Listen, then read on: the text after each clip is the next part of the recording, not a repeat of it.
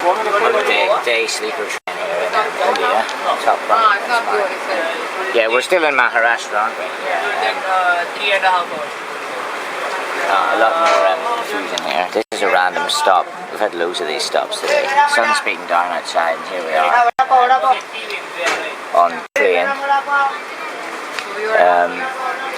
Coach S3. Bed 59 is mine, and we're heading to, I think it's North Goa province. Dogs just standing on leaves.